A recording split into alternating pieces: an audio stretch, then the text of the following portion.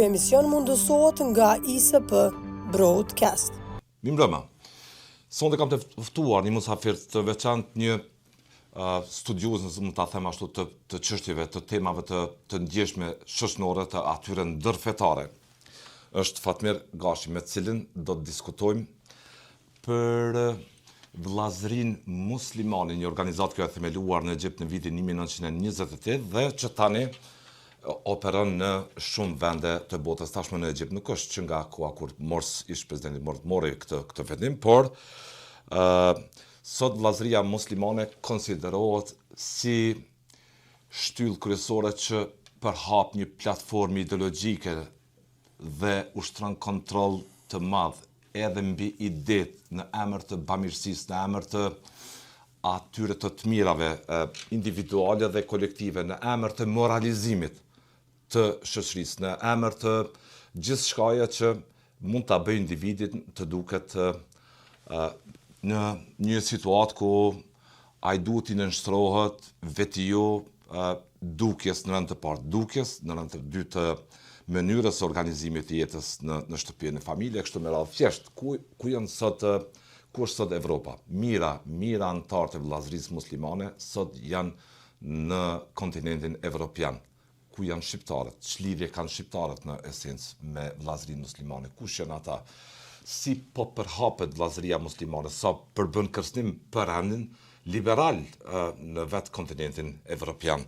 Do diskutojmë me profesorin, mësimdhënësin e kësaj fushë, një interesuar gjatë viteve të fundit që është marrë bashkë natyrisht me kolegët e tij në Zvicër dhe vende tjera mbi trendet e përhapjes së kësaj ideologjie që po e ushqen një mjedis kulturor që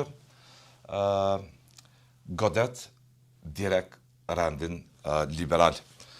Zoti Gashi, faleminderit për kohën. Faleminderit edhe juve për ftesën.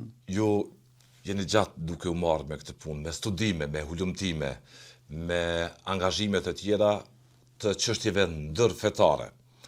Dhe do doja fillimisht, me qenë se bëra këtë hyrje, ku janë, mu më intereson, përveç rendi liberal evropian, më intereson shumë sa mund të jenë shqiptarët viktima, nëse mund ta them, me ose pa vedije, të ekspozuar ndaj një platforme që në esencë ka për qëllim ta rënoj rendin liberal. Mënyrën tonë të jetesës, mënyrën tonë evropiane të jetesës. Kjo organizatë, vllazëria muslimane, që nga themelimi i saj në vitin 1928 në Egjipt, me bazë në Egjipt, e që ta shtrihet në disa vende, në Katar, në pjesën e vendeve tjera arabike. Mbi 70 vende. Përbën Mbi 70 vende. Mbi 70 vende në Turqi e kështu me radhë. Në Evropë konsiderohet se janë diku afër 4000 anëtar, sipas Institutit George Washington. Përbën pasën e çdo përpjekje për të përhapur jo vetëm një ideologji që e ushqen një fanatizëm kundrejt rendit liberal, por që ka prodhuar mbështetje edhe për organizata terroriste Gashi. Do doja në fillim të folëm për kontekstin historik, si lindi vllazëria muslimane, që shërbeu si sfond për themelimin e saj, siç e thash në vitin 2028, kush ishin themeluesit e saj dhe idetë kryesore të platformës së tyre që edhe sot ato ide e ushqejnë, nëse mund ta them, një kontingjent njerëzish që jetojnë në habitatin fanatik. Idetë kryesore të Hasan el-Banna. Në radhë por bona 2-3 pyetje, konteksti historik. Nuk ka problem. Ai konteksti historik është ai, edhe sado pyetje që tjetë ne mund pastaj t'i ndajmë pak të diferencojmë, por para se të filloj me këtë dua të them që të gjitha këto punë që ne po them kushtimisht sepse nuk po flas në veten e parë, bëjmë, pra nuk kanë për qëllim luftimin e një feje, absolutisht jo. Përkundrazi, unë jam rrit në një ambient fetar, me xhaxha im ka qenë imam dhe jam rrit me këtë atmosferë, por në rrethona krejtësisht tjera. Pra nuk është qëllimi pra luftimi i një feje, përkundrazi, ajo që ne po përpiqemi është për një islam progresiv, pra i cili do të ngjonte vlerave demokratike. Kaq sa i përket këtij qëndrimi tim personal, por në mënyrë të diferencuar absolutisht, pra jem në polemik dhe jem, si thëmë, në kritik të plot me angazhime ndërkombëtare për si thëmë, globalizimin islamik të botës dhe të kontinentit. Tani, çështja për shkak se po bisedohet shumë për islamin politik thjesht në Kosovë dhe në shumë vende, dhe shpeshherë ai po mirret si një moment, si një aktivitet i çastit, në fakt nuk është krejt ashtu pra. Islami politik e ka gjenezën pikërisht me ato që ju shtjelluat, pra në prapavi palca kurrizore logjistika më fuqishme e tij është vllazëria muslimane. Vllazëria muslimane në fakt si e tillë nuk është e dhunshme. Pjesëtarët e saj pra nuk marrin pjesë në akte ekstreme. Promovojnë paqen, tolerancën, në sens në dukje. Në dukje absolutisht jo, por ajo është, si thash, logjistika, ka autor, ka platforma, ku nga ajo pastaj ka dal ekstremi duke u bazuar në konceptet e saj. Tani themelusin e njeriu në parë. Baza e konceptit të saj është shariati, ligji shejt islam, apo? Përhapja e tij, ndrimi i rendit liberal. Jo gjithsesi shariati, nga shariati mirret metoda ose salafizmi është metoda. Por që islami politik pastaj ka ndryshuar shumë gjëra tjera. Tani nëse më lejon për në aspektin historik, nga konteksti historik. Pra Elbona ishte një patriot egjiptas, absolutisht. Pra pavarësisht që baza e tij sot ka evoluar në forma tjera.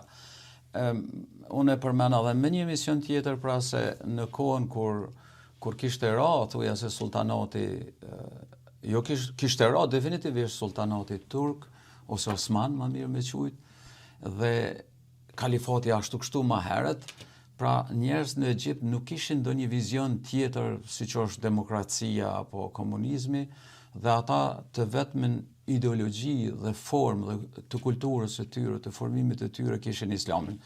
Dhe nga kjo pikpamje është nisë edhe ky mësues që duket se ka ardhur nga një familje që ka bën rregullimin e orëve dhe pastaj është shkolluar në Kairo.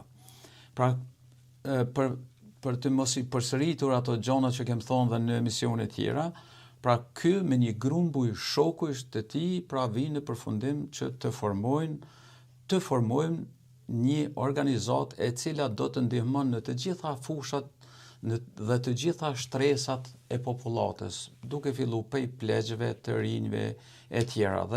Dhe pikërisht ky ka formuar në atë kohë një koncept për 50 pikësh, që pak a shumë një platformë të tij, e cila pra ashtu siç ke manifestet e komunistëve dhe të tjerëve, që definon parafërsisht, po them se si duhet të manifestohet çështja e salafizmit si metodë dhe çështja politike e krahas saj, krahas kësaj, ndër të tjera më kryesorje pra është reformimi i individit. Pra reformimi i individit nga aspekti islam kuptohet.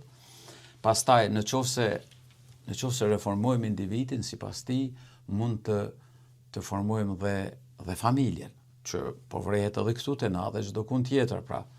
Në qoftë se reformohet familja gradualisht, shkallë hap pas hapi, reformohet dhe shoqëria, dhe disa nga ideatorët e mëvonshëm pra shkojnë aq larg sa që mendojnë se në një periudhë 200-300 vjetëçare mund të nënshtrohet i tërë globi, nëse nuk nënshtrohet, spaku mund të reformohet i tërë njerëzimi duke jetuar në qetësi, në paqe sipas ligjeve të shariatit.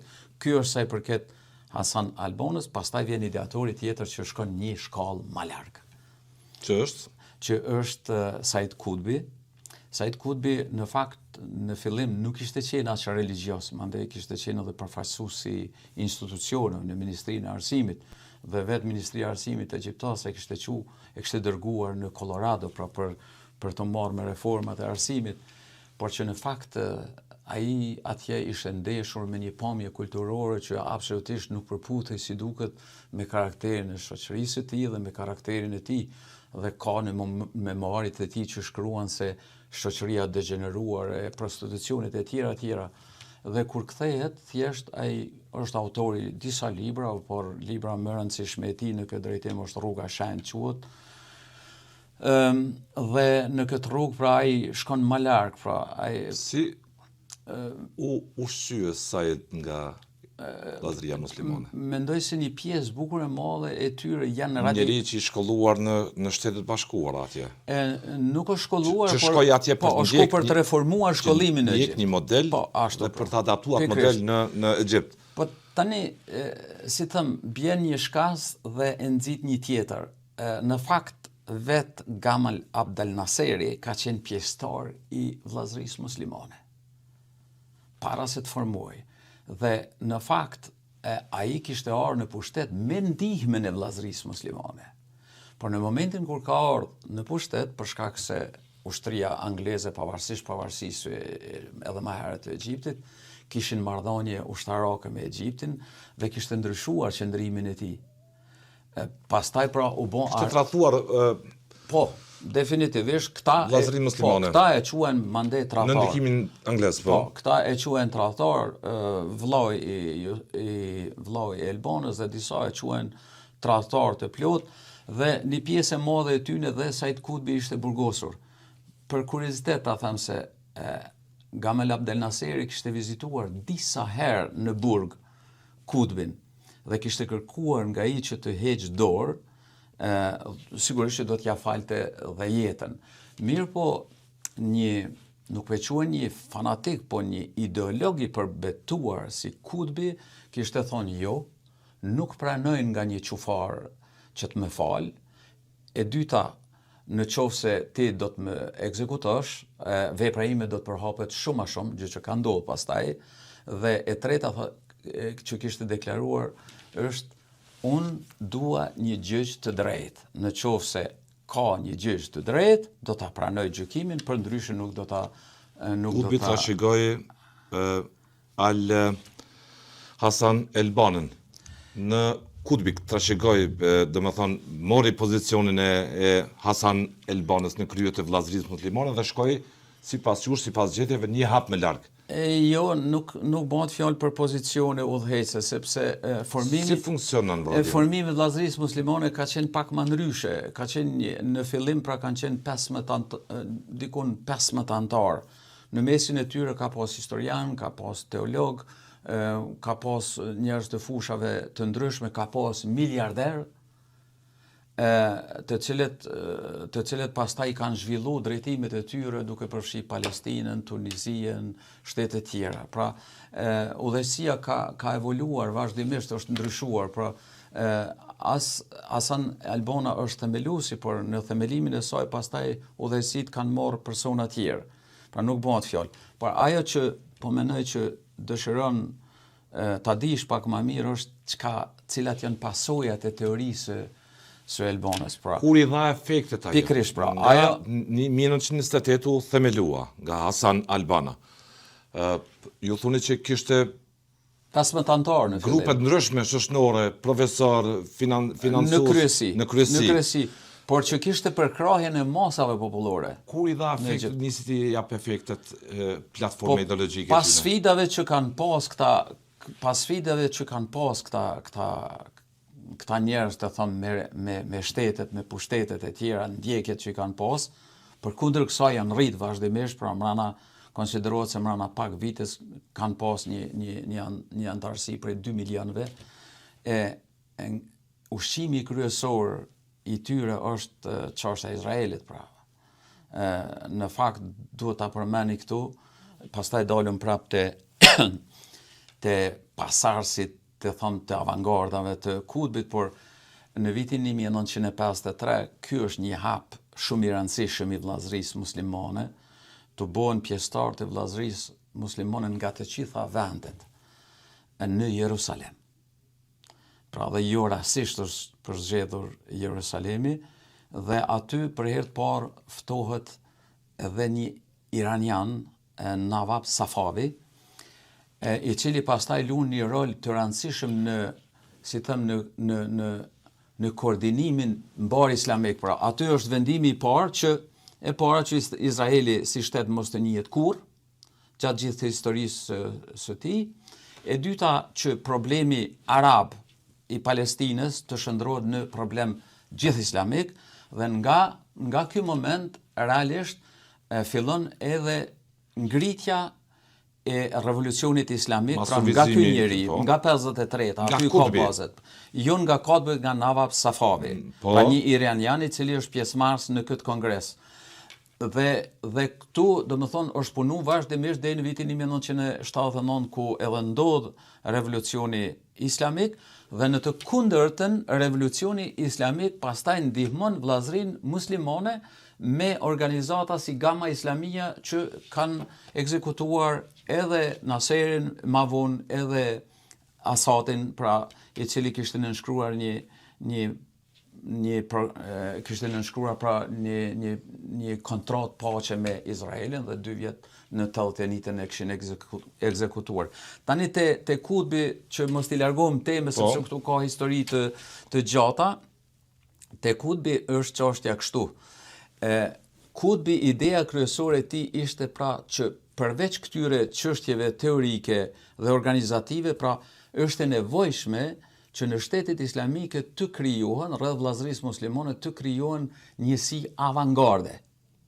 Pra njësi avangarde janë si njësi paramilitare që pastaj një ndër më të motivuarit e tyre ishte Osama bin Laden, pra Osama bin Laden. Në atë kohë, vllazëria muslimane po e ushqente të mirën kolektive, si të ndodh ajo, si të duket njeriu i mirë, si të jetë solidar, si të jetë qenie dobishme për komunitetin. Deri në vitin 80, kështu më shkurt, deri në vitin e 82, 1982, nuk ka pas ambicje të mëdha për Evropë. Edhe pse duhet thuhet që vllazëria muslimane kishte lidhje dhe gjatë luftës së dytë botërore me Evropën dhe Ballkanin. Amin al-Husseini, pra i ashtu quajturi muftiu i madh i Jerusalemit, që kishte lidhje edhe me Hitlerin, kishte formuar organizatat njësitë e SS-ve në Bosnjë në asaj kohë. Por të nalmi prapë te këto, te Osama bin Ladeni, i cili pra është, e dini edhe vetë, pra është njeriu kryesor i Al-Qaidës. Në fakt, që t'jem shumë i sinqert, pra, njeriu i cili kishte lidh Osama bin Ladenin me çështjen e Afganistanit ishte pikërisht Abdullah Azam, pra para ti kishte një ideator tjetër dhe Abdullah Azam mandej kishte tërheq më vonë edhe në Afganistan dhe ai është njeriu i cili e koordinon bukur çështjen e Ayman al-Zawahirit dhe Osama bin Ladenit.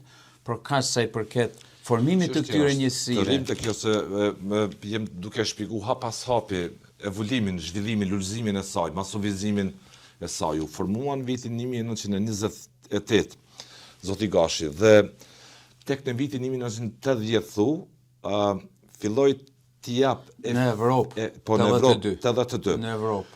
Por baza e saj ishte kolektivizimi i botës arabe rreth një organizimi për të mira, të përbashkëta, për bamirësi dhe që tu dilin në ndihmë njerëzve. Dhe gjithë kjo në sfond kishte një platformë të qartë politike. Absolutisht. Një platformë të qartë politike dhe që i dha efektet pak më vonë. 3-4 veprimet e saj që ndruan karakterin ose e zbuluan, nëse mund ta them ashtu, sfondin e kësaj platforme. Edhe njerë po thom, pra, sfondi i kësaj platforme është pikrisht piknisja është vitin 1953, por më herët ishte konflikti mes vetë vllazërisë, ato që i përmena më herët. Por këto që po përmend për të mirën e popullatës, definitivisht, sepse ata kishin propaguar depërtimin në shoqëri, po e bënin duke avokuar, duke lobuar që qendrat tona, iniciativa jon, platforma jon është në funksion të mirave të popullsisë, të asaj shtrese të popullsisë që kishte nevojë. Dhe ishte. Dhe si e ushqyem pastaj kur 3-4 veprime që realisht treguan veten se kush janë. Çështjet financiare që kanë qenë që në fillim, pra, në fillim të ishte si Karjatar Shatër, për shembull, një miliarder i cili kishte investuar shumë në këto çështje, pra, edhe për këto shoqata, edhe për degëzimet që i kishin pra qarkullonte që me kohë para e madhe. Por ideja kryesore e tyre janë ideologjia e tyre, ideologjia Kutbit, ideologjia e Hasan Albanës, pastaj përndjekja e tyre e zhvilloi edhe me tutjeket ideologji, sikur kjo e Jusuf Karadavit. Pra një pjesë pas përndjekjes nga Egjipti, një pjesë bukur e madhe e këtyne kishin përfunduar në Katar. Streja e tyre, po. Streja e tyre ishte në Katar. Për të viju lulëzimin dhe masovizimin e organizatës, Ishin të përkrahur, ishin njerëz të fushës, ta quhet dietar islamik, që kalkulonin dhe me retorikë politike, duke jo përshtatur rrethonave të arshme politike, absolutisht pra nuk janë një shoqëri e ngurtë e cila fiksohet vetëm me një pikë, ndryshojnë strategjinë e tyre. Por thash që avangardet ose njësitë terroriste për bazë kanë marrë absolutisht Kutbin. Pra ato kanë dalë dhe për model. Kutbi e ushqeu këto. Kutbi e ushqeu. Mirë po, si them, strategjia fillon të ndryshojnë nga vetë anëtarët e vllazërisë muslimane. Si? Për shembull, ta them, Evropa është Evropa humanitare, bie fjala disa përfaqësues që ishin të ndjekur ma herët nga Egjipti që kishin përfunduar në Katar, Austria, Gjermania dhe Zvicra u kishin hapur dyert. Dhe disa nga ta, për shembull, kanë qenë përfaqësues të drejt për drejt të themelimit të vllazërisë muslimane, siç është Said Ramadani. Dhe ai ka përfunduar, ai është themelues i qendrave islamike në Zhenevë, pastaj djali i tij Taik Ramadani është një publicist, një njeri që është edhe sot gjallë dhe që realisht ju ka ngrit një akt akuzë për delikte seksuale, keqpërdrim seksual, dhe është dënuar në Francë me 18 vjet, por që Zvicra nuk i dorëzon qytetarët e saj dhe nuk e dim se si do të ndodhë ky proces më atje.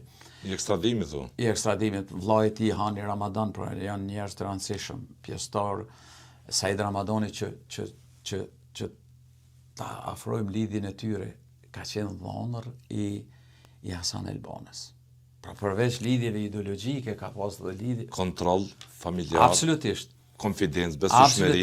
Absolutisht. Dhe çdo gjë tjetër që të ketë sukses organizata. Absolutisht, shkon në për linja të besimit, nuk është çështje që mund të futet kushdo. Dhe si ti teket, është një verifikim i plot. Said Ramadani, djali i Taik Ramadani. Djali i dhe Hani Ramadani, gjithashtu që... Domethënë zbarkuan perëndim në Evropë, duke Saidi, po. Duke e mendu se mund të funksionojë në ranin liberal që ka Evropa, që respekton drejtat dhe liritë themelore të njeriut dhe që shteti... Dhe kanë funksionuar. Dhe shteti operon mbi këto... Dhe kanë funksionuar sepse... Shikoni, edhe pse shtetet arabe të gjirit janë diferencuar shumë herë nga vllazëria muslimane, lidhja e vllazërisë muslimane deri në shtëpiat më të larta udhëheqëse ka qenë në të gjitha shtetet dhe është edhe sot. Pra, Evropa kishte hapur dyert për këta, Austria që një pjesë nga Siria kishin ardhur atje, një pjesë kishin shkuar në Itali, si Yusuf Nada, Galeb Himad dhe tjera, një pjesë si Said Ramadani kishin përfunduar në Zvicër.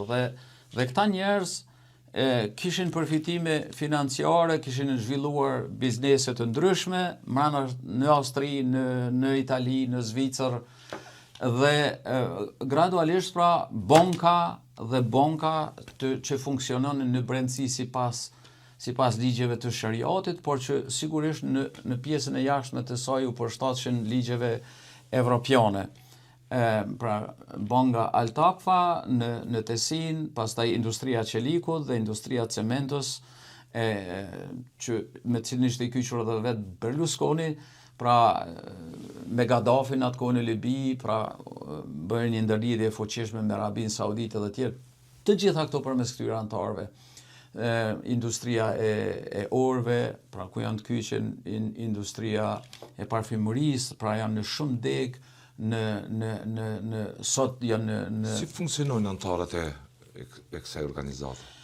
Po tani se si funksionojnë pikrisht këtë gjë po e lypum na me vitet të tona sakt se si në hulumtimet në angazhimet tua në fakt angazhimet e mia si funksionojnë? Angazhimet e mia më shumë janë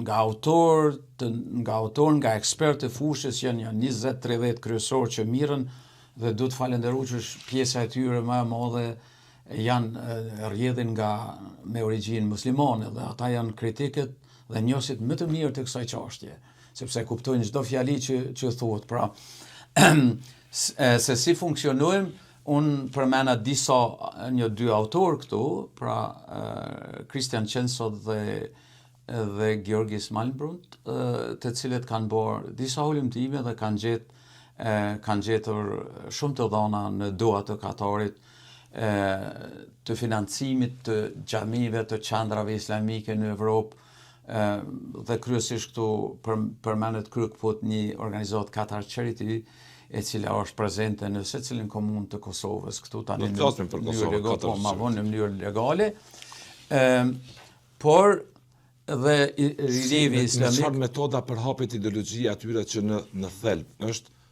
përhapja sipas jush e islamit politik?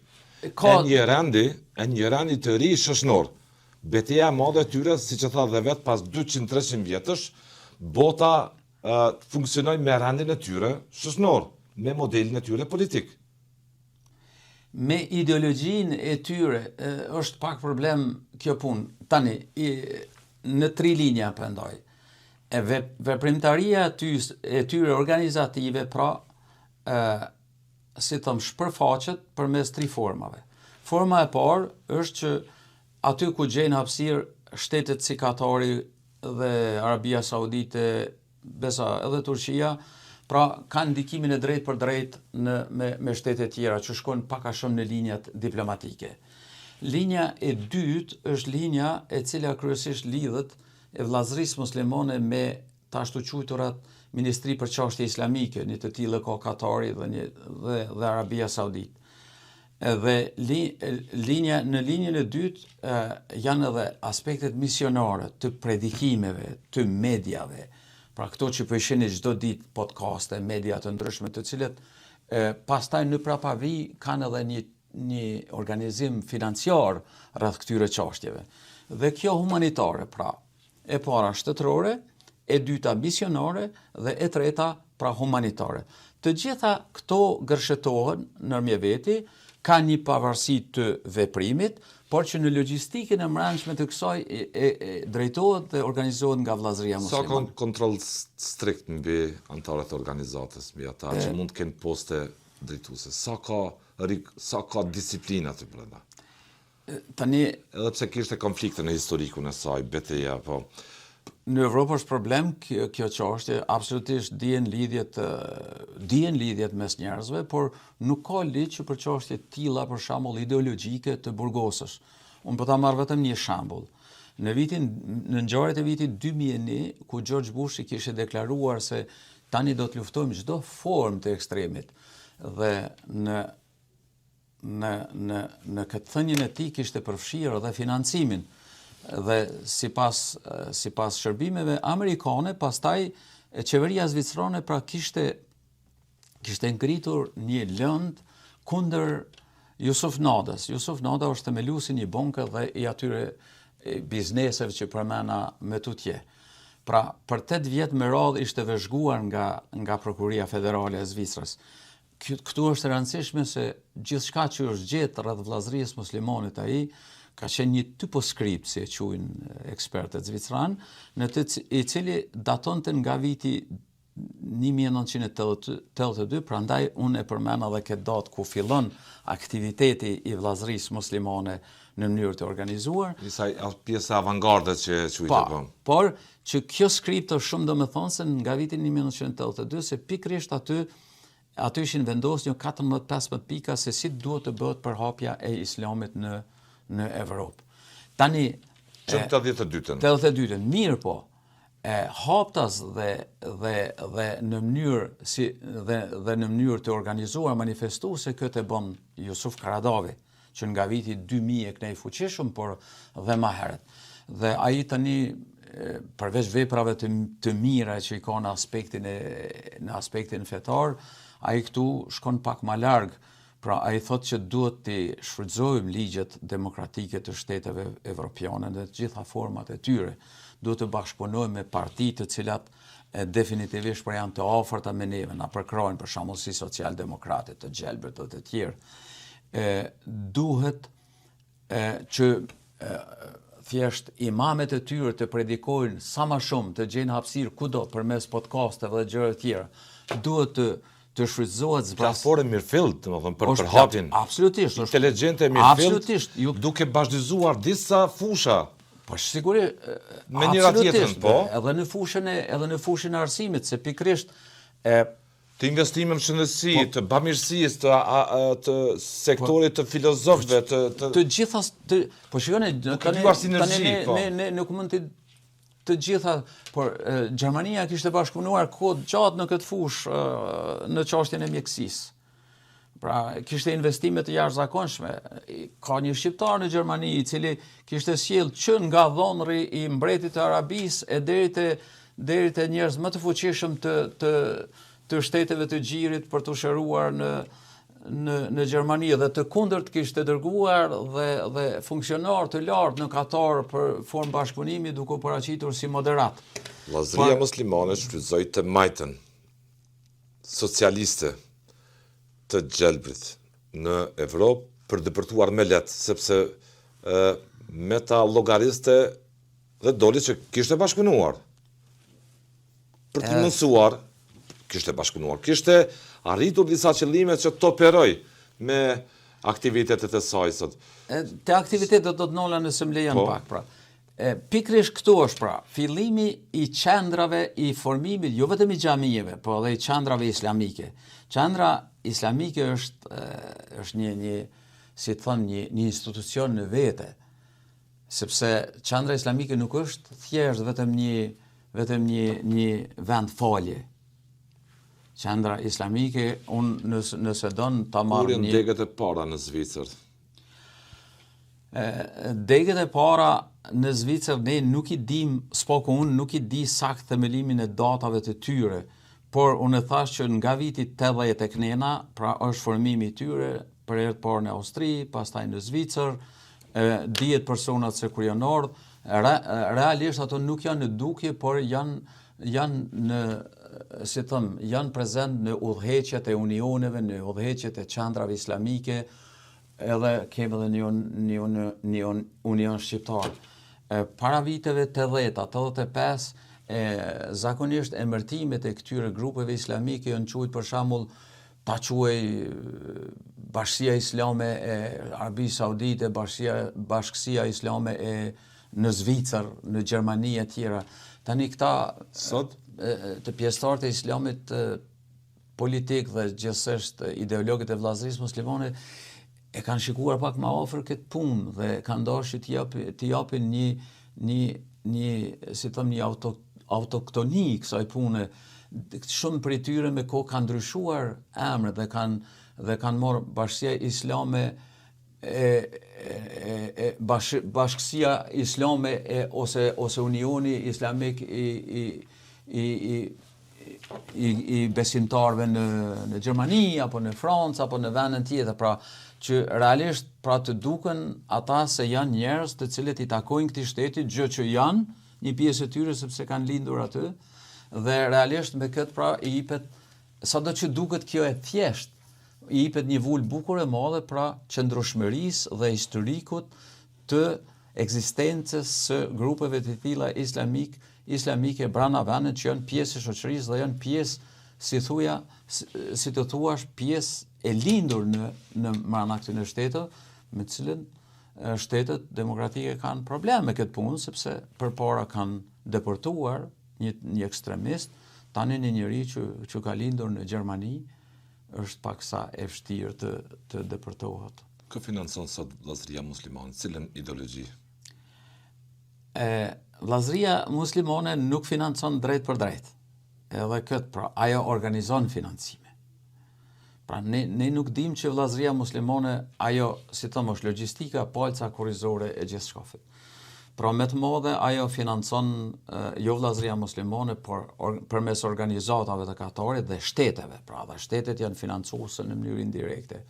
Janë filantrop të ndryshëm, janë njerëz që kanë pare, të cilët kanë dalë nga këto, kanë bë biznese pikërisht nga këto banka, pa kamata, pa kredi, janë ndihmuar njëri me tjetër dhe tani rikthejnë para prap në çështjet misionare. Pra është një proces i rikthyeshëm. Pastrim para, krem, çdo gjë tjetër në funksion të forcës së organizatës. Pastrimi parave është një çështje absolutisht ka, për shembull, bankat e ndryshme kanë oza tatimore, si quhen, pra këta përmes postave kortale, kanë bërë përmes imobiljeve, pra ka investime në blerje. Kanë edhe kompani offshore. Jo, absolutisht ka shumë kompani përmes imobiljeve, përmes punëve, pra rikthimit të bizneseve të ndryshme që janë të kyçura fortyne, pra vlerësimit, mbi vlerësimit ose nën vlerësimit të çështjeve, por dhe përmes funksionimit të bizneseve të mëdha, për shembull siç është halali sot, është edhe prapa kësaj që ndron. Vetëm industria mishit bie fjala vetëm industria mishit në vitin 2025 Spoko zyrtarisht që ka deklaruar ka pas një qarkullim prej 2.7 deri në 3.3 miliard dollar. Me ato para pra përveç mirëmbajtjes së bizneseve, një pjesë e caktuar pra i si zekat ose si donacione të tjera, gjë që është legjitime, absolutisht nuk mund ta kontestojmë. Edhe ideologjia është legjitime, dikujt me qenë i maj, dikujt i djathtë, dikujt kështu. Por të nalim të argumentet, sepse të nalim të argumentet, pra unë për hir të korrekcisë, pra këtu kam sjell këto ndërtimi këtyre qendrave, manifestimi këtyre qendrave, rishkollimi njerëzve mbrana këtyre qendrave, qëllimi mbrana këtyre qendrave, pra mund të argumentohet mas shumti përmes agjencioneve dhe përmes gazetarëve investigativ të cilët kanë arritur, siç thash, në Katar dhe për mua letrat që janë zonë atje dhe dokumentet që janë zonë që ata nuk i kanë fshehë, pra tregojnë më së miri qëllimin e hapjes e këtyre shkollave, këtyre qendrave islamike dhe të ndihmave që bën. Ndalemi te kjo, të lutem se është tepër besoj me rëndësi. Si e ushqyen, nëse mund ta them, një platformën e tyre me cilat veprime që janë qendrat kulturore, po thoni ju. Nëpërmjet qendrave kulturore, ata organizuan një mesim jo paralel, po të certifikuar nga vllazëria muslimane, nëse mund ta them ashtu, si njerëz të besuar të tyre për të ndjek platformën, apo? Shiko, ta marr Jusuf Karadavi si ideatori i islamit politik dhe i përhapjes së këtyre ideve që është dhe pjesëtar njëkohësisht i vllazërisë muslimane, pra ai thash këtë punë në radhë të parë, pra janë predikuesit, ata që janë kryesor që nëse e ke këtu që masat i përfitojnë. Pra janë predikuesit. Po me çfarë metode të përtuan Unë po citoj prap Karadovin, pra atë që ka thonë ai, metodën e tij, që thotë, shoqëritë, ata i kanë analizuar edhe shoqëritë demokratike, i kanë pa problemet brenda shoqërive demokratike, pra nuk është se janë qenë mes ditës dhe ju ka tek diçka. Shoqëritë demokratike sipas tij janë shoqëri të orientuara nga materialja, nga paraja.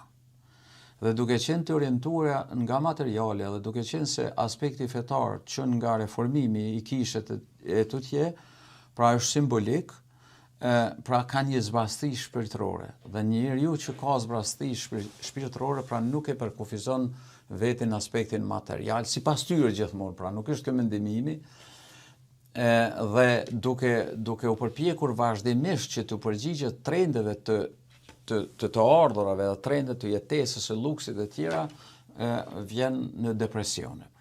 Dhe ai thotë që pikërisht përveç politikanëve e njerëzve që pastaj mund të jenë blerë thjesht me para, shtresat e tilla që janë nën depresione dhe që t'jem shumë i sinqert që statistikat tregojnë që në Gjermani, në Zvicër, çdo i katërti person vuan nga depresioni, mandej sigurisht në stata të tilla njerëz nuk kanë edhe zgjidhje tjera, pra të tillët pak kështu e pak ashtu përvetësohen lehtë. Rrjetet misionare absolutisht ekzistojnë mbrana shteteve përmes antarëve të tyre, bie fjala një pjesëtar i një xhamie që njeh një predikus të caktuar, është i shoqëruar dhe me zvicran, me gjerman të kategorisë ku punon.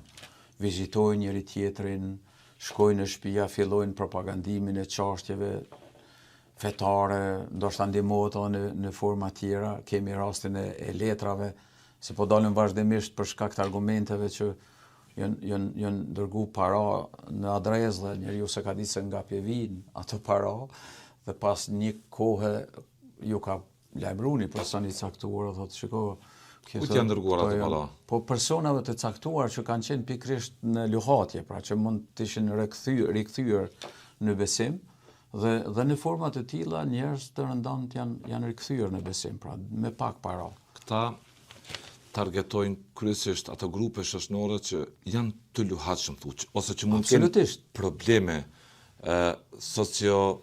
kjo është kategoria e të tjera. Pra kjo është ta ndërhyjnë në atë moment për t'ja ushqy shpritjen shpirtërore. Absolutisht. Dhe pastaj nga aty fillon rekrutimi, arreshtimi dhe mas ne të kthehen në qenie fanatike. Pra tani përfitimi i njerëzve të rëndomt, kjo është ajo që e thot ti dhe e thash unë më parë. Kjo është kategoria e rëndomt të qytetarëve që ka probleme, halle.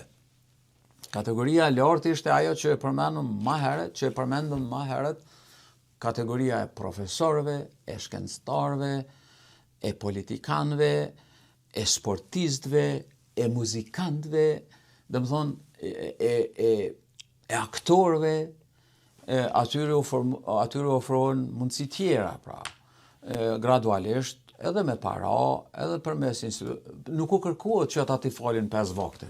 Absolutisht. Nuk kërkohet nga ta. Do dalmi te kjo pjesa, më intereson të pjesa e shqiptarëve shumë. Absolutisht. Shumë intereson, po do të ndal kam edhe 2-3 pyetje për Bashkimin Evropian, për vendet evropiane. Hynë në Zvicër. Nëse nga viti 1982, vllazëria muslimane zbarkoi në Evropë me mision. Dokumentet janë atë vetë ka zbarkuar më herët, vitet 60. Zbarkoi me mision e konfionin, me doktrinë për ta përhap ato në vendet liberale evropiane, demokratike. Si është e mundur ato shoqëri të mos jenë të kërcënuar nga një lloj ideologjie? Kur fillun të kryengritën intelektualet, strukturat shtetënore atje, nëse janë të kryengritura, sot diskutohet sot rreziku i atyre shoqënive, nëse mund të quhet rrezik nga një ideologji e tillë që ka ushqy edhe ka financu kryet terroristin Bin Laden, organizata tjera terroriste siç është ISIS e kështu me radhë. Çështja e financimit thash dihet saktë, por problemi i ka mbështet. Nuk ka shkuar askush në burg. Nëse vllazëria muslimane e ka përkrah Bin Laden. Absolutisht. Nëse vllazëria muslimane e ka përkrah ISIS.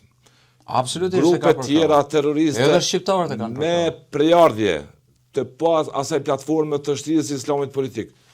Çuç është e mundur në Evropë mos të ngrehet si alarm. Shiko, për një hoç të devotshëm, Kurani është përparimi kryesor i jetesës së mënyrës.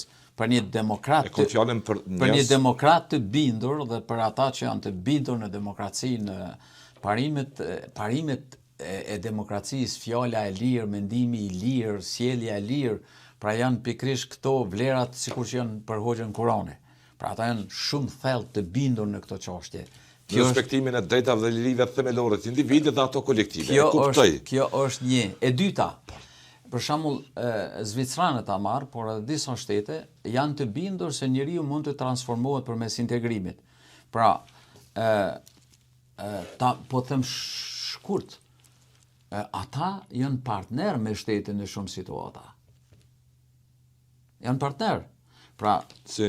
Po shiko, tani është tem paksa komplekse kjo, po për shembull shteti mbrana universitetit të tij ka marrë ekspertë të tyre dhe zhvillon aktivitete interkulturore. Merr imam të ndryshëm, rishkollon përmes seminare, përmes çështjeve tjera që ju duhen për të smur, pra përcjelljes deri në vdekje, pra për të burgosur, për të ashtu quajtur të indoktrinuar të rinj që janë marrë me terrorizëm, shërben pastaj për hapjen edhe të disa qendrave programore që janë bërë si testime, si eksperimente. Për shembull, ka pas një program austriak që ka marrë imamet dhe ka krijuar një pilot projekt për ta pasë si do të zhvillohet çështja e fesë në mënyrë liberale. Kemi në një qytet atje ku dhe unë jetoj, por nuk du t'i përmend emra se pastaj do të futem në një linjë krejtësisht tjetër dhe do t'ju iki sot edhe një kohë këtyre çështjeve. Tani e vërteta është kështu. Unë jam marrë me këtë çështje në atë qytet dhe pra jo që nuk ka pas liberalizëm, por ai qytet në krahasim me fazat para se të udhëhiqej ky projekt ka 20 fish vajza të mbuluara dhe gra të mbuluara se sa para asaj kohe. Pra shikoni në horizont, në publik propagojmë diçka dhe në prapavi po ndodh diçka tjetër, një kundër efekt. Pastaj ata në debate publike një pjesë e tyre shfrytëzojnë pikërisht pra këta socialdemokratët, pra nuk flasin vetë, e marrin një njeri me cilin bashkëpunojnë dhe në emër të tyre flasin më shumë ata tjerë do të kundërvijen se sa vetë imamët, sepse ata nuk e kanë guximin të ballafaqohen me njerëz të cilët i dinë këto çështje. Pra, çështja e manifestimit ose çështja e jetesës ta quaj ose interkulturalitetit në Zvicër është një çështje shumë problematike. Mandej edhe vetë xhaminë që përmendet te ti që përmendet ti e cila është refuzuar nga rreti atje, sepse në Zvicër në St. Gallen apo në një vend në St. Gallen, po, pra për shkak të demokracisë direkte, pra vetë banorët mund të bëjnë një referendum dhe të pranojnë diçka ose mos të pranojnë diçka, edhe ajo nuk është krejt e refuzuar. Pra, vetëm banorët e kanë po fliti me vokacion, me nuanca alarmi. Jo. Nuk e di nëse jam të fol ashtu, nuk po më vlerësu veten, po po thoni që mënyra se si operon vllazëria muslimane në kontinentin evropian përbën kërcënim për rënien liberal të po atyre vendeve, kështu po thoni. Po tani unë po them kështu dhe unë po them si thojnë disa demokrat. Unë kam takuar fytyra të njohura deri në majën e Partisë Socialdemokrate, pra që kanë qenë funksionar të shtetit. Dhe absolutisht ata kanë qenë të ngazluar nga bisedat me mua në këtë drejtim. Por që në fund thotë, shiko zoti Gashi, në qoftë se pushteti ose në qoftë se populli në Evropë vendos një ditë që pushtetit ja dorëzoj partive me orientim fetar dhe islam, kjo është demokracia, përndryshe nuk është demokraci. Kështu me një fjalë, po ta them, një njeri i cili ka qenë në funksione të kësaj partie me vite, por nuk mund ta përmend emrin, tani ka parti tjetër e cila i sheh me skepticizëm këtë çështje. Të djathtët, ideologjia djathtë, po rritet në Evropë. A është rezultati i kësaj? Po absolutisht është. Vllazërisë muslimane? Po, por shiko tani edhe të huajve migrantëve i këtyre që sipas tyre po përpiqen ta minojnë modelin e tyre kulturor të jetës. Absolutisht ngritja është kjo, por tani të them ka një lëvizje të re tani.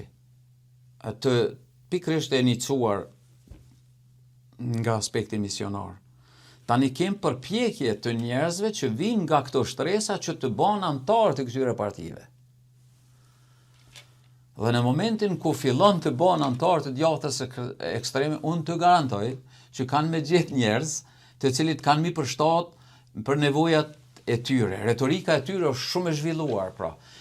Dhimbja ime më e madhe nuk është aty, dhimbja ime më e madhe është e shqiptarët, pse shqiptarët, një grush njerëz, janë kyqur në agitacion, janë kyqur në këto rjete, pra pikërisht në Evropë, dhe flasin në emër të shqiptarëve. Nuk kanë të drejtë të flasin në emër të shqiptarëve. Nuk kanë të drejtë. Nuk më përfaqësojnë mu, nuk i përfaqësojnë as shqiptarët musliman që 90% janë moderat. Dhe në falë, këta po flasin në një emën që su takon atyre.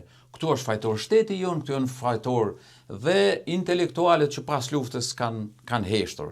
Pra, tani ata po kërkojnë linjat që të futen çdo konë. Aspektin financiare kanë të rregulluar, demagogjinë kanë në retorikën e kanë shumë të zhvilluar, pra din që ty të flasin me ka 4-5 orë atë që dëshiron ti ta dëgjosh, pra jo atë që veprojnë ata. Dhe kjo po ushitet Zvicranëve, po ushitet Gjermanëve. Tani shërbimet sekrete absolutisht i vëzhgojnë këto çështje. Po Ideologjia është më rëndësi shumë. Po, ama Ideologjia është më rëndësi platforma mbi cilën operon. Ajo për një studiues, ulëmtues ose njëri të hollë shërbimit inteligjent mund të lexohet. Cili është epilogu? Ne kemi dallim. Do ta tregoj diçka. Shërbimi sekret. Platforma të ndryshme ideologjike, jo vetëm kjo vllazëri musliman, kemi edhe Hitlerin që ka absolutisht shpëtimtari. Ka shkaktu miliona të vdekur viktima të pafajshme. Pikërisht pra. Është po ajo ideologji që një shoqëri siç është Gjermania, që ka prodhu filozof, intelektual, një orë në botë, u vë vatare manipulimit të po asaj ideologjie. Kjo që po e nënvizoni ana shpirtërore. Njerëz kur kanë mungesë shpirtënoje të një gjëre, let mund të ekspozohen. Ose mund të nështrohen. Po shiko, edhe atëherë kur Ky është instrumenti i manipulimit. Ky po shkurt thjesht edhe atëherë të gjermanët kur ishin në ofenzivë ta quaj përhapje ideologjike e nacional-socializmit gjerman, gjermanët një pjesë e madhe tyne kishin hjekur Jezusin nga dhe kishin fotografinë e Hitlerit, pa të shpëtimtarit. Pra tani këta shpëtimtar e shohin e fejen dhe kjo është pak më komplekse se sa një individ. Pra këta shkojnë, domethënë e kam fjalën për strukturat politike të islamit, strukturat politike të misionarëve. Dhe ata vazhdimisht në shoqëritë ku jetojnë propagojnë bashkëjetesë, propagojnë mirëqenje, sillen mirë i shkojnë i rrasin falë shpreh çdo kond me çdo njeri të komunës, të pushteteve të tjera për dallim prej neve. Tani veç një dallim më fal se tani po kalojmë prej te. Shërbimet sekrete i përgjojnë. Jem të krye tema, të boshti temës. Gashi. Ama du ta bëj këtë diferencim. Alarmuar ato shoqëri natyrisht në standarde demokratike të lira, të atyre drejtave dhe lirive themelore. Vetëm ta bëjnë një diferencim mes hulumtuesve dhe mes shërbimeve sekrete, pra që dallohet. Jo e vëzhgoni situatën. Unë jo personalisht e vëzhgojnë shërbimet sekrete. Jo e vëzhgonin pikpamje akademike, fenomeneve, shkencore, të trendeve kulturore, s'po them që jeni pjesëtari në shërbim. Jo, absolutisht jo, sepse ju jeni studiues, hulumtues, keni drejt për çfarë. Unë mendoj që jam në favor pikërisht të këtij islamit progresiv me këto temat e mia, pra që të ndihmoj popullatën shqiptare që ta mojnë një islam i cili absolutisht është kompatibil me vlera demokratike. Unë mendoj që jam në funksion të kësaj më shumë se në funksion të çdo gjëje tjetër. Por më lejo ta bëj këtë diferencim. Shërbimet sekrete pra përgjojnë gjonat dhe ato përkujdesen kur eskalon situata një ekstrem që të ruan jetat e njerëzve, ose përcjellin një misionar me vite të tëra se si është ndikimi i tyre mbrana komuniteteve të caktuara, sepse është zhvillimi i komunitaritetit mbrana shoqërive demokratike, pra një jetë paralele. Dhe kjo po ndodh, dhe kjo të dinë edhe gjermanë dhe zvicranë. Ndërsa shkencëtarët dhe ulëmtuesit tani edhe disa miqtë mi që janë atje, zakonisht mirën me analizat, me studimit, përveç dijeve që kanë rreth këtyre çështjeve, të paraqitjes së fenomeneve, të ligjëratave dhe gjitha gjërave tjera. Pra këta ndryshimeve që ndodhin, unë kam përmend disa herë, pra këtu janë sulmuar heronjët, janë sulmuar ftyra. Kom pyetje me lejo, se kom pyetje këto të lutem sepse veç dallimin ta bëj. Tani shqiptarëve se si po veç ta bëj edhe këtë dallim pra.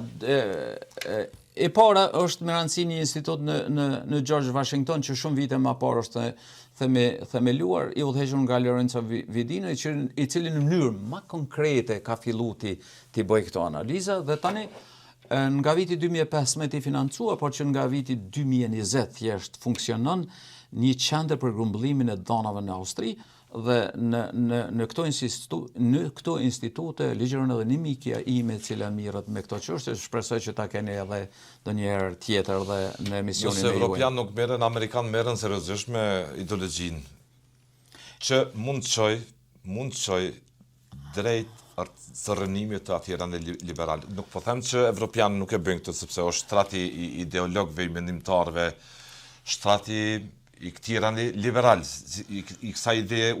Po, Karadovi i ka studiuar mirë, ose ekipa ti ka studiuar mirë evropianët, materializmin evropian, dhe evropianët për momentin në aspektin e energjisë janë të varur nga shtetet e gjirit. Pra, në momentin ku nuk mund të morrin mosa kundrej marrëdhënieve reciproke që kanë me këto shtete. Pra, është vështirë me definu se çka guxon e çka s'guxon. Pra, të gjitha këto veprime logjistike janë bën absolutisht në emër të një ideologjie, po bën çdo ditë dhe nuk ka mosa ndaj tyre. Del një imam midis Gjermanisë nga Palestina atje dhe flet zihet erë se thot populli. Por vetëm me veshgojnë... Bëjtiri edhe për shariat në Gjermani. Absolutisht, pra, kishte një organizatë hizbutare e cila mas një kohë do të shpërbëhet. Nga ai organizatë kanë dalë dy organizata tjera që janë bërë shumë më të fuqishme se vetë ajo që ka qenë, dhe tani në krye të saj, pra nuk janë imamet, por në krye të saj janë mësues që kanë lindur në Gjermani, janë intelektualë që kanë lindur në Gjermani dhe ata thonë zgjidhja është shariati. Kështu është çështja. Haptas nuk e fshehin këtë punë. Kret ndikimi më i madh i tyre që është edhe dilemi imja është për arsye se krahas kësaj, pra pikrish këto manifestime po e zgjojnë të djathtën ekstreme. Jo shteti, jo partitë politike, por këto manifestime kanë në ndikim të drejtë për drejtë. Dhe tani me të gjitha këto Kam një pyetje tjetër.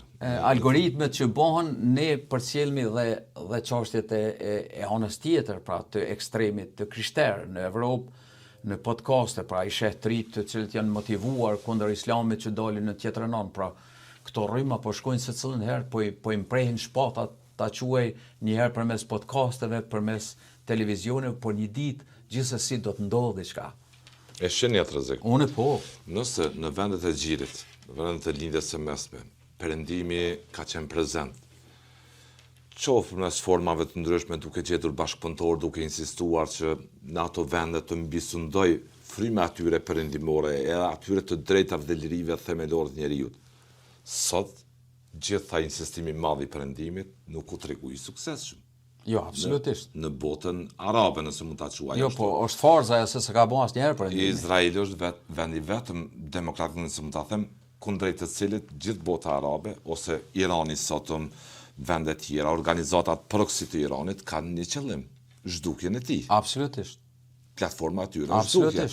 Dhe mbi motivin kundër Izraelit thu në vitin 1953 në takimin e Jerusalemit. Absolutisht.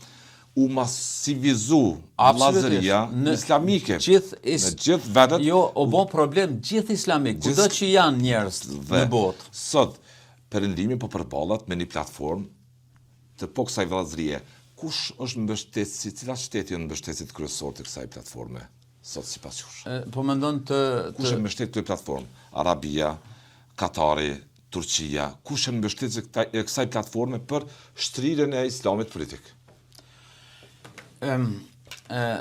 Se në esencë sipas jush, islami politik është qëllimi final, apo? Vllazëria muslime është logjistika, islami politik pra është veprimtari e cila futet çdo kund për shtat metoda, adapton për realizimin e qëllimeve të veta. Thjesht, ajo thotë perëndimi është në një konfrontim sipas jush me këtë platformë. Duket se është në konfrontim, por më shumë janë duke u konfrontuar vetë ideologjit mes vetes se sa vetë perëndimi, po them. Perëndimi kështu në pikpamje, jo ajo ministri, kjo ministri, ai shërbim, ky shërbim, ai universitet, po parimisht ju peshini situatën të atill sa shoqëritë perëndimore po përballen me këtë platformë ideologjike të vllazërisë muslimane. Që një ditë, mbase edhe mund, siç thatë, mbrejnë shpatat nëse... Në vitin 1953, për aty, përveç ati vendimi, aty... Se po bëj rekapitulim. Ka pas edhe një vendim tjetër, aty pra, aty është marrë edhe një vendim tjetër, i cili është absolutisht në brenda obrelës së ideologjisë së vllazërisë muslimane, që komplet globi, komplet toka, 500, 300, 200, 300, 500 të udhëhiqet sipas shariatit, dhe qendra e kalifatit të ri botëror duhet jetë Jerusalemi, pra. Tani ato kanë ndryshuar me kohë. Cilat shtete mbështesin qëndrojnë prapa kësaj sipas gjetjeve tuaja? Ka shumë shtete që mbështesin, ka shumë... Kanë bazat kryesore ku operojnë sot? Baza kryesore ka qenë Katari, Arabia Saudite dhe shumë shtete tjera të gjirit, sepse si thonë, degët e vllazërisë muslimane janë shtrinë në Tunezi, në Maroko, çdo kon. Tani nga ky ideatori Jusuf Nada që përmend, ky kishte miqësi, jo vetëm që ishte dhonër i Karadavit, kishte miqësi me Tayyip Erdoganin, pra, në Turqi, miki Tayyip Erdoganit, prandaj edhe Tayyip Erdogani ka përkrah këto dhe ne kem në dokumente shkruhet se nga Katari qendra e vllazërisë muslimane tani ekziston në Turqi. Është bën një harmonizim në mes të gjitha organizatave dhe humanitare, sepse në një kohë të gjatë, për shembull mes Dianetit u bashkuan. Po se një kohë të gjatë kishte problemen mes tyre. Fragmentarizim, po. Po, turqit nuk, Dianeti, Tika Turke, ose Ditibi si quhet në Gjermani, pra nuk donin që të përzihen me arabët. Ishin të ndara. Sot janë bashkë. Sot ka arritur vllazëria muslimane që të harmonizojë këtë çështje, marrin mbledhje një herë në vit në Turqi, nuk mund të shpekuloj, grumbullohet edhe pare e madhe ku dorëzohet para këtyne. Kur jemi te pallat, ke faturat aty që janë paguar njerëzit, më intereson te shqiptarët. Sa ju kanë nështruar një grup i shqiptarëve, nëse më ta them, kësaj ideologjie. A ka fakte për të që janë paguar? Ka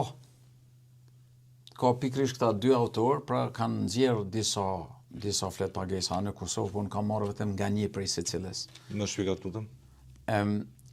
Pra janë këto dy gjona, letër këmbimi në Evropë që është bën mes Drejtorisë Gjenerale të Qatar Charities dhe aktorëve, disa janë pjesëtarë të udhëheq të qendrave islamike dhe të unioneve të bashkësive islamike. Ka letra, mrana këtyne dokumenteve që lexohet, si kanë këmby dhe qëllimi, shpjegohet në të qëllimi i tyre, pra pse dhe si. Më përmend lutem, se kjo është me interes të veçantë për këtë emision. Unë kam përkthy një apo dy letra nga këto, dhe unë duhet të shikoj një, pra... Kush janë këto qendra kulturore? Unë po ta lexoj një letër në shqip, por jo të tërën, pra. Për shembull, një letër që është e përkthyer nga ni? Nga unë në gjuhën shqipe. Është në dokument pastaj. Që ky dokument thotë se? Që ky dokument thotë, për shembull, është me logo, me pjesëmarrësin në nënshkrimin, numri telefonit. Të gjitha kjo ka të bëjë me Francën, për shembull, si drejtohen Qatar Charities. Po në emër të Zotit, mëshirëplot, madhëria juaj Sheikh Tamim bin Hamid bin Khalifa Al Thani. Pra kemi bëjmë me njerëz të rangut më të lartë. Zoti ju ruaj dhe ju udhëzoft në çdo hap tuaj. Paqja dhe mëshira e Zotit qofshin mbi ju. Madhëria ju përshëndesin në emër të Zotit. Muslimanët e Francës përbëhen komunitetin më të madh islam në Evropë. Vazhdon një tekst i madh, po vazhdoj me ndërprerje. Rritja e vazhdueshme e numrit të muslimanëve në rajon dhe fuqia tërheqëse e islamit kërkojnë ndërtimin e qendrave të veçanta për të mirëpritur besimtarët dhe për të mundësuar atyre ushtrimin e riteve të fesë së tyre. Vazhdon prap me tekst, për mos ta zë, qendra islamike Al Nur që quhet në Mulhoze, në Trekonçin, Francë, Zvicër, jo rastisht është vendosur aty. është një fanor I dijes dhe I predikimit, jo vetëm në Francë, por për shkak të pozitës së saj strategjike. Pra kanë përzgjedhur dhe pozitën strategjike, prandaj zgjedhën sheshet, prandaj zgjedhën qendra publike ku mund të manifestohet, ku mund të manifestohen më mirë këtë punë. Në mbar Evropën, është e qartë se realizimi I këtij projekti nuk do të kishte qenë mundur pa ndihmën e juaj dhe të Zotit. Përmes Qatar Charity dhe Ministrisë së Vakafit për çështje islamike të Katarit, të cilat kanë kontribuar në mënyrë të konsiderueshme në mbështetjen e këtij projekti, vazhdon prap teksti, madhëri e juaj, bujaria e jashtëzakonshme që keni treguar në ndërtimin e vendeve të adhurimit, dora juaj është trirë për të ndihmuar muslimanët dhe për të siguruar suksesin e tyre në mbar botën, pra janë fjali të kodifikume, na bën të shpresojmë në ndihmën tuaj. E tjera, pra është numri I telefonit, është emri I asociacionit, janë të gjitha këto dhe edhe më e rëndësishme pastaj është se si kthehet përgjigja. Unë vetëm po ta bëj. Përgjigja e kthyer nga Katari, pastaj, po? ose nga organizata katarse. Po? Për shembull tani po lexoj një përgjigje, për shembull të nderuar zotin ne e kanë lënë në njëjtën mënyrë gati e tjera, por ata I përgjigjen. Pala kontraktuese në këtë rast nga Zvicra, Instituti Kulturor Islamik. Duhet të bëjë reklama për Qatar Charity. Pra ne po marrojmë juve një qendër islamike, ju duhet të bëni reklam për organizatën tonë që po ndihmon për kulturën, tani lidhen vllazëria muslimane, lidhen shumë gjona për çka duhet bën. Bëhet reklam. Ndahen detyrat. Për çdo ndryshim, por kjo është më rëndësim kontrolli. Për çdo ndryshim pra, tani financuesi, modifikim ose diçka të papërshme në lidhje me projektin duhet të njoftohet me shkrim patjetër Qatar Charity dhe në rast të dështimit duhet të njehen rregullat sipas ligjeve të Katarit, pra jo të Evropës. Në Mulhos. Po, jo kjo është në Zvicër. Po. Në Bielc unë kam shumë prej këtyre. Po. Të gjitha shpenzimet për projektin duhet të jenë në pajtueshmëri me sheriatin. Në Zvicër është përhapje e madhe thu e këtyre qendrave. Jo, çdo ku në Evropë. Nuk është vetë Zvicra, Zvicra është një qendër një parojës financimi ku qarkullojnë paret pak më shumë. Shqiptarët po më intereson, me jep fakte, nëse janë jo, të ditur se Zvicra ka qenë vendi kryesor I rekrutimit për ISIS. Vetëm këtë fjali pra. Po. Ku përmena unë pra që absolutisht duhet të funksionoj të gjitha shpenzimet për projektin duhet të jetë në pajtueshmëri me sheriatin, me ligjet e sheriatit. Pra, këto letra janë zonë si pahilës, të thëmë në original, por në qoftë se I shikon tjerë dhe letrat që kanë dërgu këta nga Gjermania, dhe shqiptarë që kanë dërgu këtyre. Për shqiptarët po më intereson. Po, absolutisht. Sepse pra u paraqiten mbi 800.000 në Gjermani, absolutisht. U paraqiten me kërkesat këtyre shteteve se si janë muslimanët çdo ditë të diskriminuar në Gjermani. Kush është këtu? Po këta njerëz, këta që dërgohen, ka emra dhe këtu, unë shqiptar? Po shqiptar më vëlla, I të lindur këtu. Ma thuaj edhe një herë. Jo, emën mos më kërko. Jo, emër, po ma thuaj edhe një herë që po thua që ka shqiptar që I shkruajnë Katarit. I kanë shkruar. Unë I kam ata që I kanë shkruar, jo që shkruajnë sot. Se si janë të diskriminuar muslimanët në muslimanët. Rast shqiptari thuash kjo. Rast shqiptari është kjo. Ajo çun veten shqiptar burrë dhe unë se di çfarë race omrana ai. Katarit thuaj shkruajnë.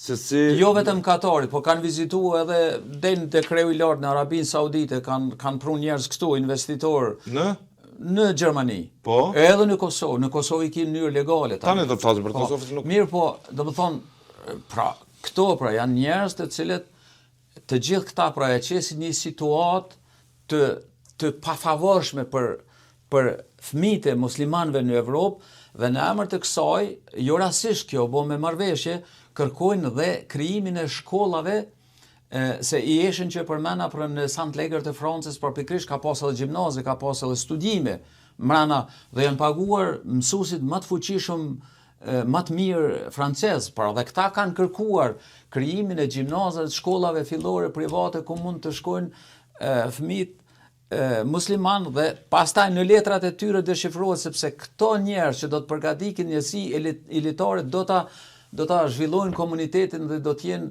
elita kryesore e komunitetit musliman. Pra, këta nuk janë të punu për një ditë, nuk janë të punu për një vit, pra dëshirojnë që nga Veçlia ta përgatitin një infrastrukturë inteligjente, njerëzore, biznisore e tjera për një qëllim të madh të tyre që janë shumë të përgatitur.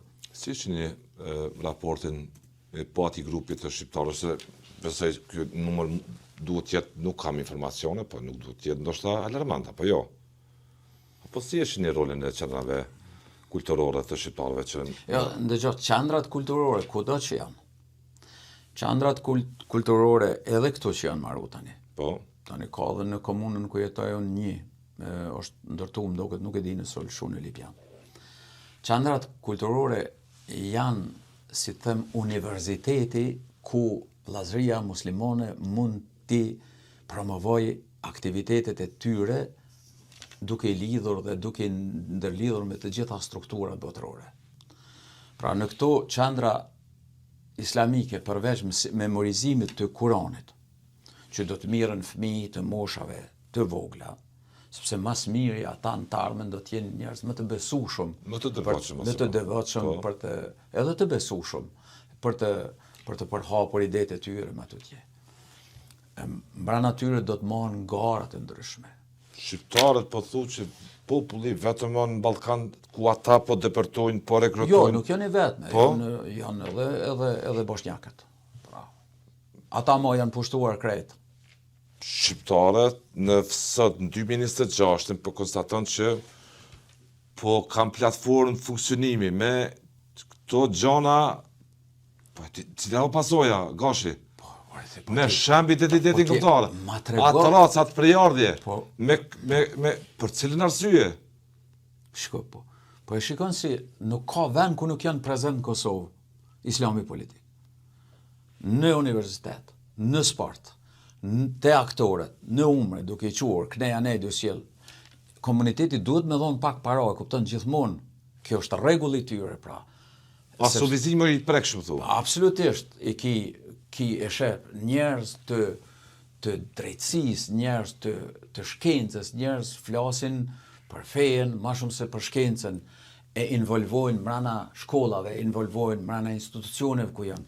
Dhe pastaj, në emër të kësaj, ideatorët, misionarët, pra dalin dhe na diferencojnë në intelektual qafira, që s'vlejnë kur gjë, dhe në intelektual burrat të ndershëm, të cilët pra përveç që janë intelektual janë në musliman. Pra kjo po ndodh çdo ditë në Kosovë. Gjithçka që ju... As fotot e aktorëve duke shku për umra, si shta, nuk janë të rastishme? Jo, unë më falë, kjo është një histori ma e kaluar. Aktore, figura vëndryshme publike. Po, unë po flasë mbi bazën që të gjithë autorët që kanë ndodhur në vende tjera, prandaj mbi atë parim, nuk e di personalisht nëse, por ne e dim që në umre e në haxh janë paguar vazhdimisht këto dhe që është legjitime, nuk ka ndonjë problem në drejtim, sepse ata kanë drejt. Ata po paguajnë iftare, po paguajnë traktor, lop, po japin, po ndërtojnë infrastrukturë në Kosovë, po bojnë gjithçka thjesht e kanë marrë thujase me aspektin e tyre bamirës, ja kanë kaluar edhe vetë pushtetit. Shqiptarët e komunave, organizatat, si janë ato që kanë bashkëpunime me thujse gjitha komuna? Kush janë organizatat proxy të vllazërisë muslimane që organizatat bamirësi kanë funksionin e bamirësisë në fakt? Në fakt organizatat realisht funksionojnë mbi parimet e shtetit të vakafit ose të Ministrisë për çështje islamike të vendeve që janë atje. Tani këtu unë i kam përmend dy kryesore, që është Qatar Charity dhe ku i sheh simbolet e tyre çdo kohë dhe Relivi Islamik, pra Islamic Relief. Këto dyja janë të harmonizuara mirë, pastaj ka nën organizata lokale që udhëhiqen prej tyne me dhjetra prej tyne, por ato janë dy kryesorët. Në fakt ato prezantojnë tani Katarin si shtet, por mrana asaj Ministrisë për çështje islamike dhe mrana individëve edhe filantropëve që financojnë, që japin parë në këto organizata, është infiltruar vllazëria muslimane. Dhe pastaj krejt ky rreth shkon në linja tjera të qëllimet përfundimtare të tyre, pra qëllimet e ndërtimit të qendrave islamike dhe përhapjes kulturore dhe ligjeve të shariatit, të krijimit të shoqërive të tyre, të cilet absolutisht jetojnë sipas rregullave të një kulture që ata promovojnë. Dhe kjo po ndodh çdo ditë në Kosovë, po provohet që të ndodhë në Perëndim dhe kjo nuk është asgjë e fshirë. Në Kosovë nuk shihet fare thotë. Ja, në Kosovë është gjithçka është edhe legale. Tani edhe diçka po them. Si e vëren këtë, më thuaj 2-3 shembuj. Që ata nuk e fshin fare qëllimin për islamin politik. Po, ndëgjoj, në qoftë se në parlament luftohet për vendosjen e shamijes, luftohet për të drejta në shkolla, pra nuk ka si tjetër përveç se përfaqësuesi i islamit politik. Në qoftë se ka deputet të cilët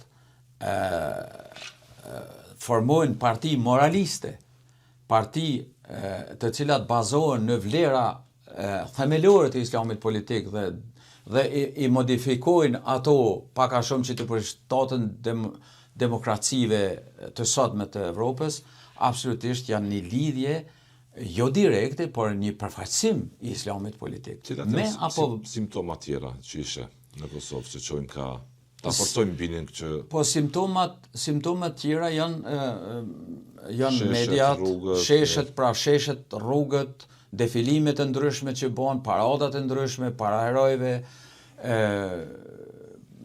promovimi i intelektualve që i promovojnë vlerat e tyre, diferencimi, si thash ma parë, mes neve. Ka plejarda kombëtare, për shembull ka shumë që në fe nuk ka komb.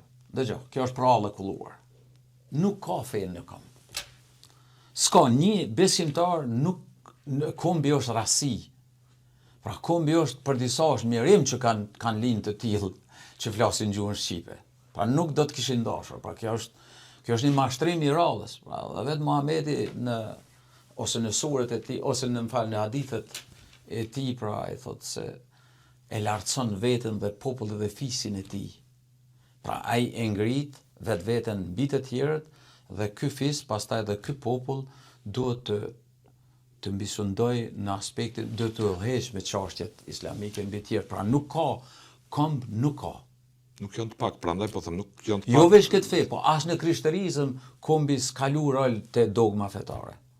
Tani ne kemi të bëjmë me një krishterizëm të liberalizuar komplet pas reformave që kanë ndodhur në Evropë, është diçka tjetër, por në fakt në dogmat fetare që i nënshtrohen një regjimi të fortë ideologjik, kombis nuk çon pesh fare, ose është i parëndësishëm.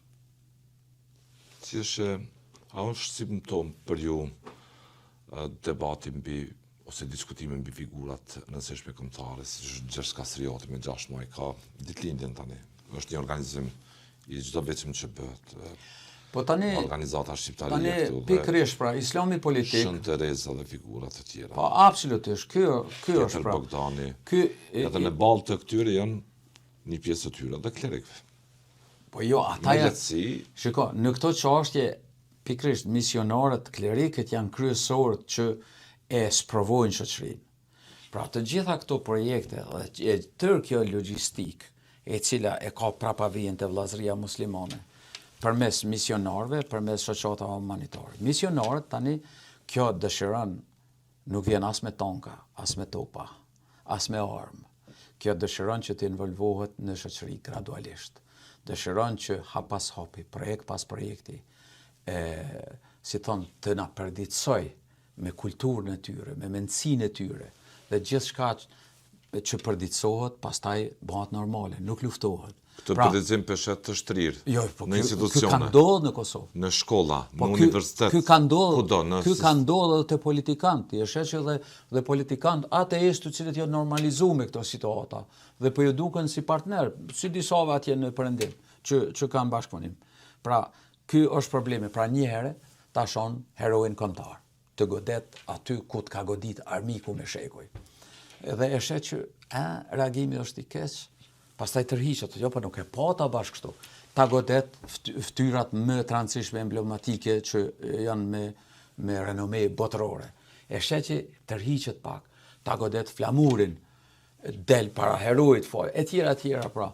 Një herë, dërë, nuk heqin dorë, mas një kohë dalin me një formë tjetër. Pra ky është ai përditësimi i cili dikur bëhet normal, të cilin nuk e lufton. Mënyrën aktuale të frymës liberale, thu këta, ky komunitet në mënyrë inteligjente dhe hapur, po godet. Absolutisht në mënyrë jashtëzakonisht të suksesshme. Vllazëria muslimane për 2 vjet i bën 100 vjet. Është një organizatë e cila ka kaluar me sferet dhe problemeve që i ka pas. Domthonë shumë janë munduar ta zhdukin dhe në secilën herë ka qenë më e suksesshme, më në rritje, ka përfituar njerë. Pra, është një inteligjencë e jashtëzakonshme, e kapaciteteve njerëzore, e kapaciteteve biznesore, e kapaciteteve misionore, e kapaciteteve humanitare. Në qofse ja hapëm një certifikat, në qofse ja hapëm një notë, i kalon të gjitha shërbimet sekrete që kanë shtetet perëndimore. Pra një organizat pa topa, pa tanka, pa atom, pa kur gjë, edhe pse ajo është në prapavijen e zhvillimit të intelektualve edhe për atomin, pra absolutisht të kuadrave, të rjetëve, por është një organizat absolutisht e suksesshme në çdo pikpamje të saj dhe vazhdimisht ka shkuar në rritje. Tani, unë nuk jam idhëtar i vllazërisë muslimane, por më duhet ta them të vërtetën si unë e shoh. Dhe unë mendoj, nuk po i bëj kompliment në kësaj radhe, por kjo është e vërteta, është e idhët për mu, pse është kështu. Por që realisht ata janë treguar të suksesshëm, dhe këta të tjerë janë të suksesshëm. Pra ne po flasim, ne po ngrisëm vetëm polemika. Si gjetën vend të shqiptarët? Nëpërmjet kujt, sipas jush? Po tani ideologë që përmendëm na në Evropë, të cilët kanë pas lidhje dhe me Turqinë dhe kanë lidhje me imam shqiptar, që kryesisht janë shkolluar në Egjipt, në Arabinë Saudite, Katar, Kuvajt e tjera, pra kanë ekzistuar këto lidhje sepse në vetë ato universitete vllazëria muslimane ka qasje. Dhe aty pastaj edhe interpretimi i Kuranit, i haditheve, forma artistike, tripat, pra janë një shkollë aktore në veti se si duhet të interpretohet para publikut, dhe personat e caktuar e ushtrojnë atë. E ushtrojnë. Pra, përmes këtyre personave, unë përmena disa nga ta dhe mos të përmeni edhe tepër, sepse ose ti përmeni s'pakun në kontekstin shkencor, sepse normal që ka probleme pastaj me këto punë, sepse disa janë mrana Zvicrës, ende, kanë ardhur dhe kanë ligjiruar në Shqipëri, në Kosovë, në Maqedoni sidomos. Pra kanë mojt ligjirata. Pra një funksionar i rangut aq lartë i vllazërisë muslimane nuk ka ardhur rasisht këtu. E para se friksohen nga shtetet, e dyta se pra janë njerëz të rëndësishëm, dhe e treta është se duhet të ketë besueshmëri të plotë për të ardhur në një vend si Kosova për të marrë ligjërata, ose si Maqedonia sidomos. Po tani kjo është një çështje një temë kryesisht tjetër që shtetet e regionit bazat i kanë vendosur të shqiptarët thu. Absolutisht. Absolutisht shqiptarët janë agitatorët më të fuqishëm. Arabët nuk mund të bëhen në Evropë, vrehen lehtë. Shqiptarët për shkak se janë evropian, për shkak se kanë kalu në katrahurat e ndryshme politike, historike, genocidiale tjera, pra kanë një mendësi strategjike, diplomatike dhe dinakrije për t'i ruajtur gjonat dhe për t'i transferuar me ato tje, janë më të pëlqyerit në të gjithë. Nëpërmjet shqiptarëve po maskohen thuat. Absolut, në Evropë absolutisht shqiptarët janë si një background i fuqishëm, pra misionarët, jo shqiptarë si komb, jo shqiptarë si komunitet. Po ata që janë pjesë, sepse edhe po deshte ti edhe unë nuk mund të bëhemi pjesë e tyre. I kujt më të bëhem? E vllazërisë muslimane ose jo. Unë përfaqësoj mënyrën liberale të jetesës, mi respektu drejtat dhe liritë themelore të njerëzit. Jo një babgjush atje që shpërndan fetfa në emër të atij komuniteti ku është, në Irlanda, ku është? Në Irlandë, pra, në Dublin. Në Dublin. E drejt e tyre, ata kanë platformë me vendos një mënyrë jetese sipas ligjit të shenjtë islam, që quhet shariati. Pikërisht pra. Por ne jetojmë në habitatin evropian, përpjekje pati edhe perandoria osmane deri synime ka edhe tani. Synime mbase mund të ketë. Po ka synime. Ka synime të hapura, po. Ka platforma sepse ata i kanë ndo planet në mbi sodimin. A shihni të alarmuar shoqërinë kosovare, komunitetin akademik dhe atë politik mbi këtë trend kulturor? Unë pa thëmë diçka, unë analizoj thënjet e tyre. Aty ku kam mundësi, normalisht se kam profesionin tim dhe kam jetën time, nuk mund të mirëm për çdo ditë me këtë temë.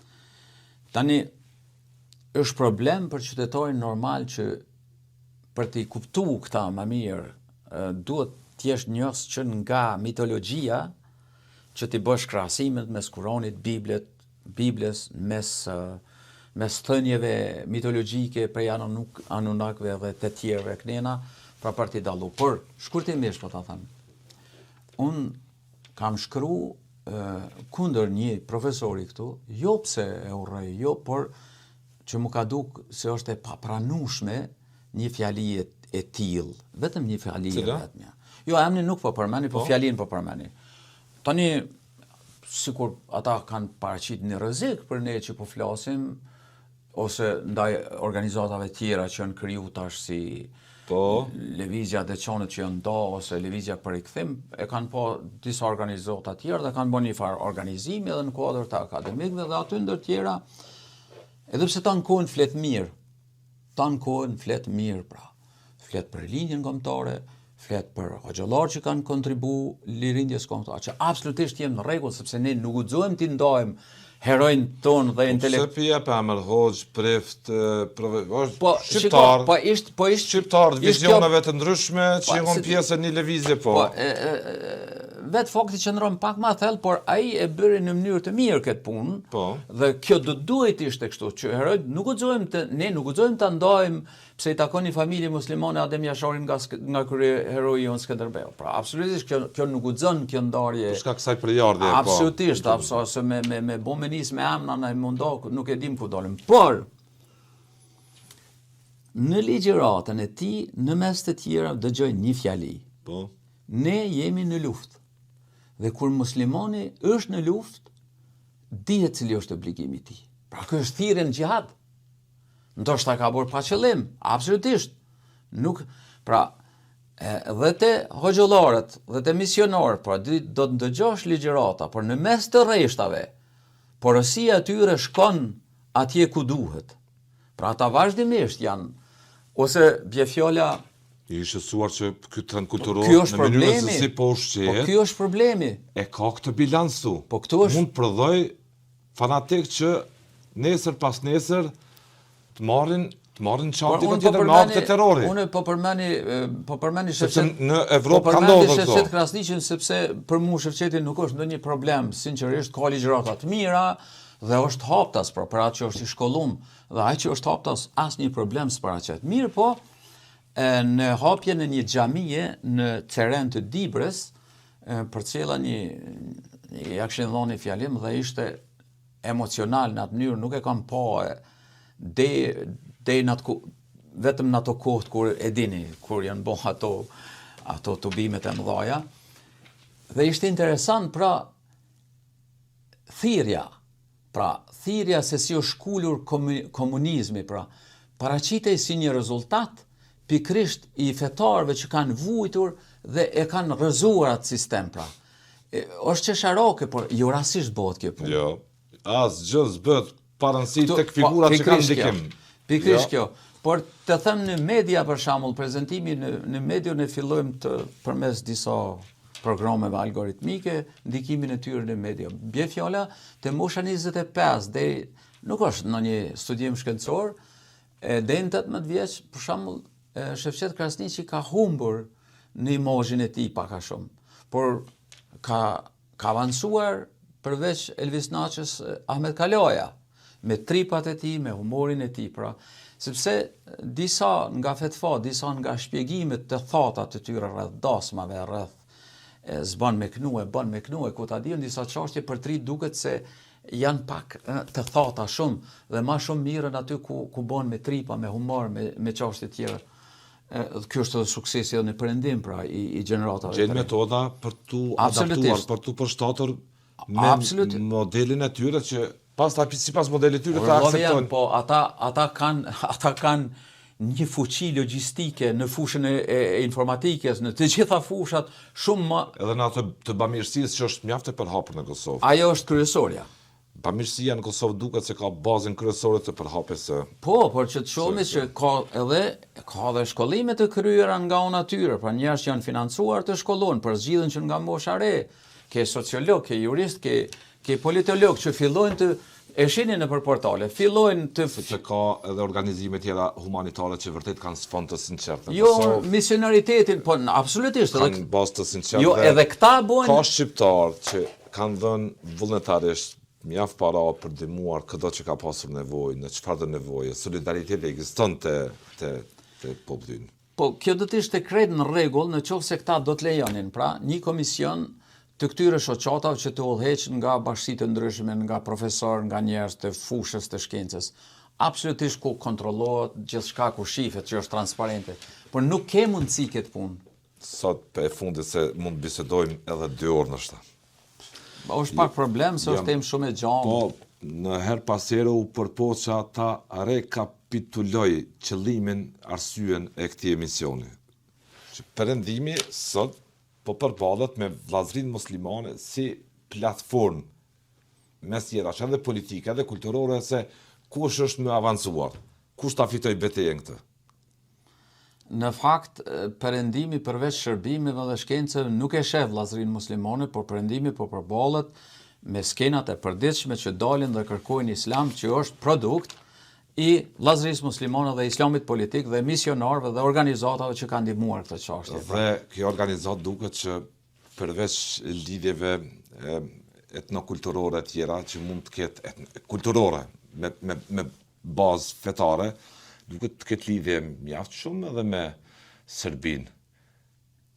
Tani me ish Jugoslavinë, me vendet ku dikur Tito kishte raporte të mira komunikimi Gashi. Tani miku im Bedri Lezi e kem biseduar dhe me këtë çështje ka hedhur. Kosovë, Serbia ka financuar. Ka hedhur disa gjëra. Ne nuk kem informacion drejt për drejt të investimit të Serbisë këtu, në mënyrë indirekte po, por që ta kem parasysh, Qatar Charity është prezente në Serbi. Atje për shembull një komunitet musliman në Novi Sad, pra unë kërkoj falje sepse nuk dua ta demantoj asken, por duhet që të mbështetem në ato informacione të verifikuara të mirë. Pra në Novi Sad pra ka një qendër dhe aty ka organizuar një komunitet të vogël islamik. Përmes atij komuniteti dhe myftiut që është për Serbi, është lidhur me Novi Pazarin. Dhe pastaj udhëheci Novi Pazarit është lidhur me Preshevën, Bujanovcin dhe këto vende tjera dhe përmes asaj me Shkupin dhe qendra tjera. Tani se si e ka shty dhe si e ka ndihmuar Serbia. Që ka interes Serbia ta bëjë këtë. Si e ka ndihmuar, unë besoj që mas miri do të kishte qenë taftosh Bedriun edhe një herë dhe Visar Duriqin, por unë nuk mund mirëm. Megjithatë, pra unë mendoj që fondet nuk janë të Serbisë, fondet janë të këtyre shteteve, por Serbia ka hyrë si një partner me ta për ta ndihmuar këtë çështje në një logjistik tjetër këtu. Bedriu ka përmendur dhe Demo Berishën dhe disa emra të tjerë me cilët nuk mund të mirëm sepse nuk është si një. Nuk i një, po. Të falenderoj Gashi për kohën. Të falenderoj dhe unë ty dhe mos sheni kusure që sepse si vëzhgojmë ne çdo fjali të dikujt tjetër, edhe çdo fjali e jonja vëzhgohet dhe çdo fjali e cila nuk mbulohet me diçka, pra nganjëherë mund del problematike se në aspektin demokratik nuk paraqet ndaj problem. Unë nëse ma lejoni fjali të fundit, ftoj kryesisht besimtarët musliman tradicional, ftoj të rinjët që mos t'i besojnë të verbër disa ide të cilët vinë nga jashtë, disa imam të cilët në vend të kulturës shqiptare promovojnë kulturë tjetër dhe tentojnë ta instalojnë këtë. Pra ata do të ishin luftëtarët më të mirë për ta rikthyer në ata binor që ka qenë Islami tradicional për të mbetur vetëm islam shpirtëror dhe jo për të marrë me çështje politike dhe çështje të involvimeve kulturore. Zoti Fatmir Gashi, faleminderit edhe një herë. Faleminderit edhe juve. Faleminderit shumë.